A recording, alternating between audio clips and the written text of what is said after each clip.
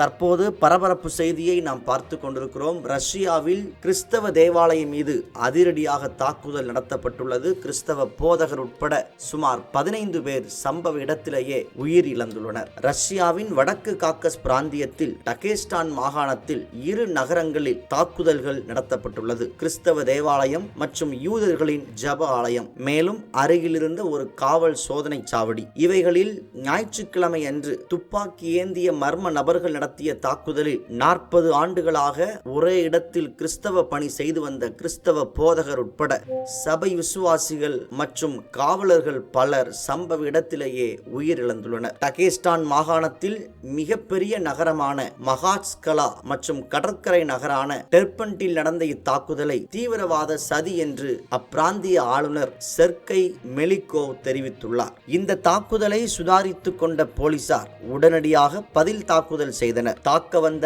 அநேகரை குறிவைத்து தாக்கியதில் 6 பேர் போலீசாரால் சுட்டு வீழ்த்தப்பட்டுள்ளனர். இது குறித்து டெலிகிராம் தளத்தில் கருத்து தெரிவித்த ஆளுநர் மெலிகோவ், ஞாயிறு மாலை டெர்பன்ட் மற்றும் மாக்ஸ்கலாவில் நடந்த தாக்குதல் கண்டனத்துக்குரியது. சமூகத்தை சீர்குலைக்க நடந்த சதி. இதன் பின்னணியில் இருப்பவர்கள் யார்? அவர்களின் இலக்கு என்னவென்பது எங்களுக்கு தெரியும். போர் நமது வீடு வரைக்கும் நீள்வதை நாம் இன்று சந்தித்துள்ளோம். தாக்குதலில் ஈடுபட்ட 6 பேர் கொல்லப்பட்டுள்ளனர். இப்பொழுது 2 நகரங்களிலும் இயல்பு நிலை திரும்பியுள்ளது. இந்த தாக்குதலின் பின்னணியில் ஸ்லீப்பர் செல்களாக செயல்பட்டவர்கள் அடையாளம் காணப்படுவார்கள். நடந்த சம்பவத்திற்கு இரங்கல் தெரிவிக்கும் வகையில் ஜூன் மாதம் 24 முதல் 26ஆம் தேதி வரை துக்க நாட்களாக கடைபிடிக்கப்படும் என்றும் தேசிய கொடி அரை கம்பத்தில் பறக்கவிடப்படும், பொது நிகழ்ச்சிகள் அனைத்தும் ரத்து செய்யப்படும் என்றும் அறிக்கை வெளியிட்டுள்ளார். இதுவரை இந்த தாக்குதலுக்கு எந்த ஒரு அமைப்பும் வெளிப்படையாக உரிமை கோரவில்லை. ரஷ்ய புலனாய்வு குழு இந்த தீவிரவாத தாக்குதல் தொடர்பாக தீவிரமான விசாரணையை தொடங்கியுள்ளது. 3 மாதங்களுக்கு முன்னர் மாஸ்கோவில் நடைபெற்ற ஒரு இசை நிகழ்ச்சியின் போது